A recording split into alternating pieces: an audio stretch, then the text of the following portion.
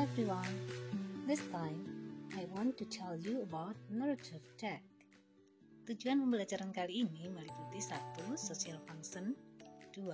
Generic structure, dan yang ketiga adalah unsur kebahasaan. Namun sebelumnya, saya ingin mengajukan beberapa pertanyaan. Have you ever read a story? Apakah kamu sudah pernah membaca sebuah cerita? What is that? Apa itu? How about this? I believe that most of you have read this story, haven't you? Malin Kundang is one of the example of a narrative text. Malin Kundang adalah salah satu contoh teks narrative. Pertanyaan berikutnya adalah, untuk apa kamu membaca cerita? What is your purpose to read a story? Biasanya orang membaca cerita adalah untuk kesenangan. They read stories for pleasure.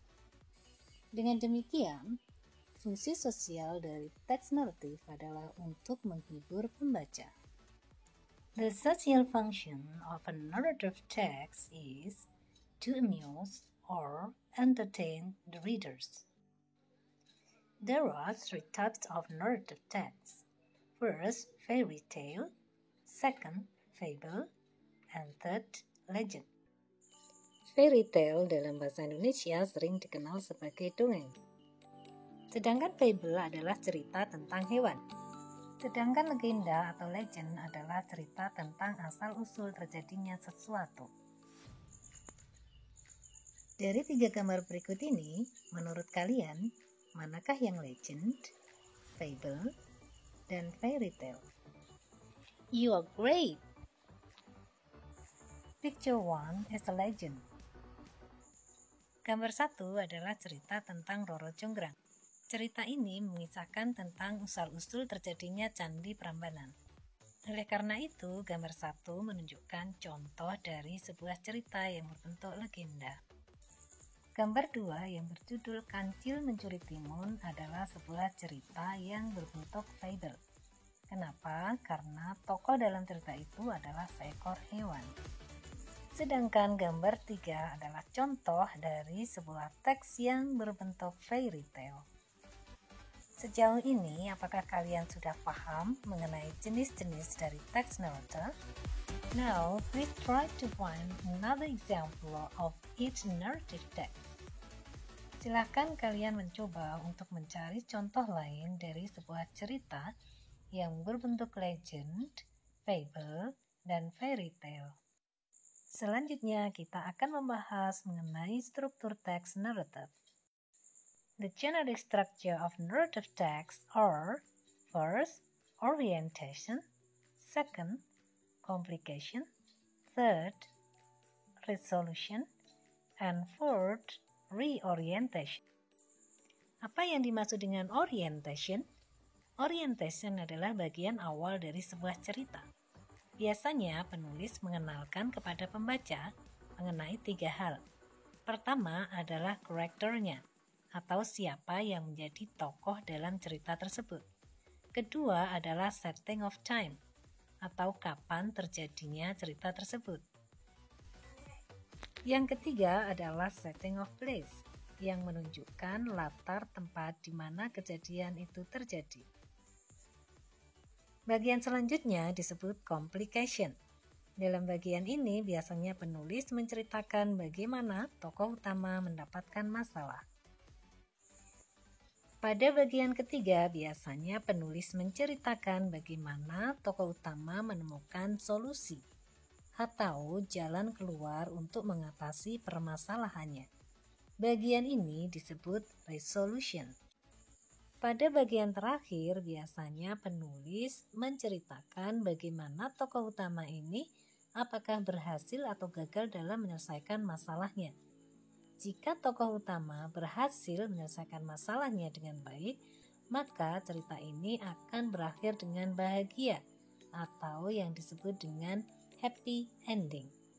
Sebaliknya, jika tokoh utama gagal dalam menyelesaikan masalahnya, maka cerita ini berakhir sedih atau disebut dengan sad ending.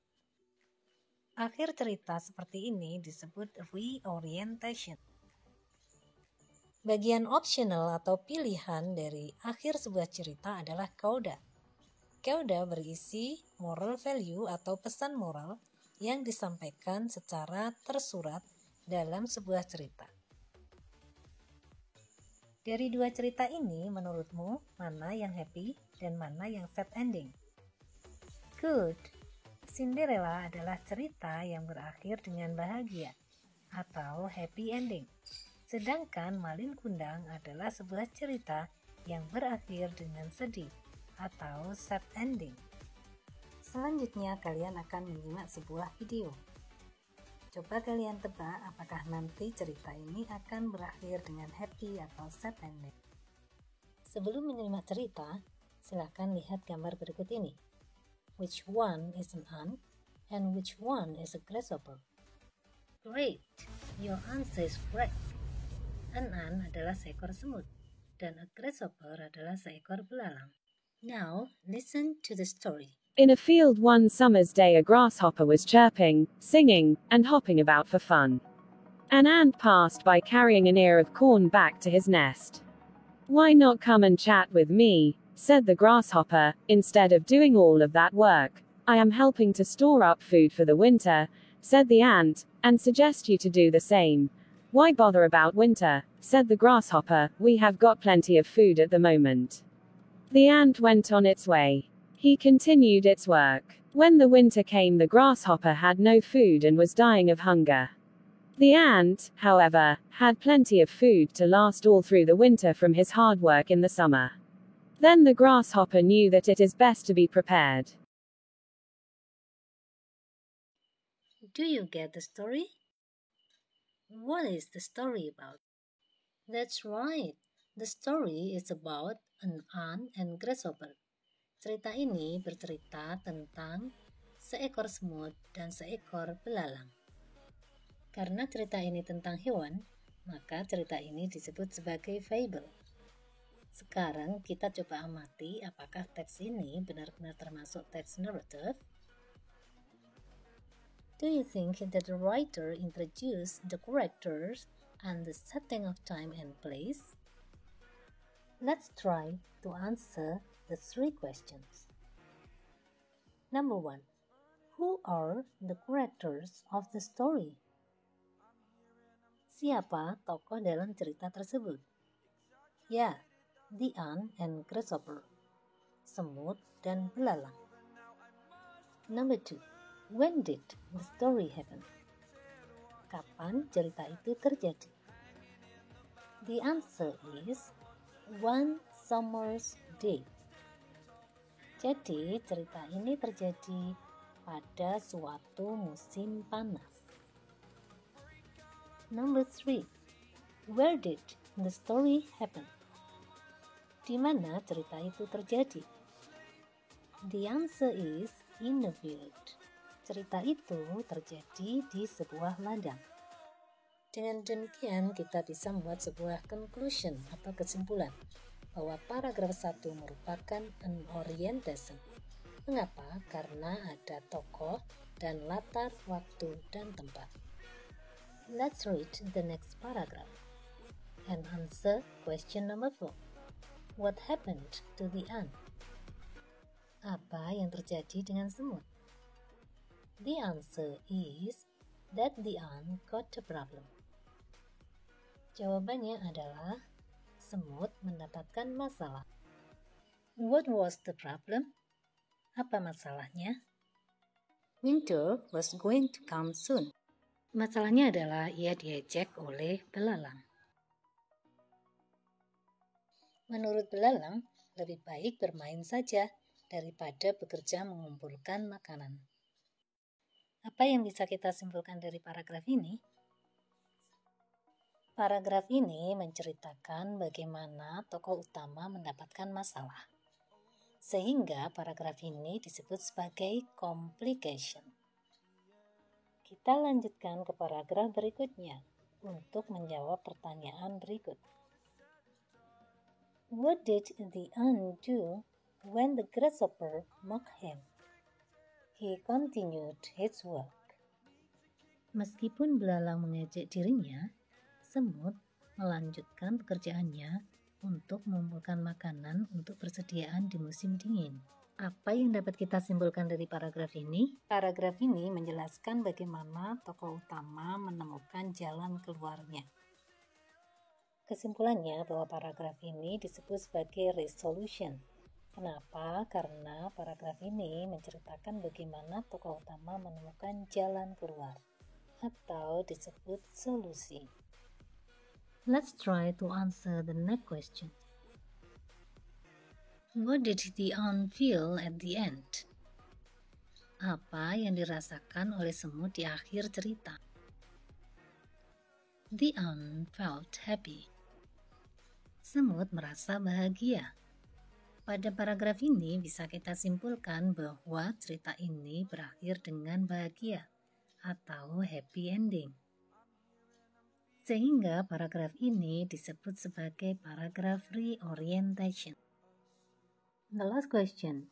What did the grasshopper learn? Apa yang belalang pelajari? It is best to prepare.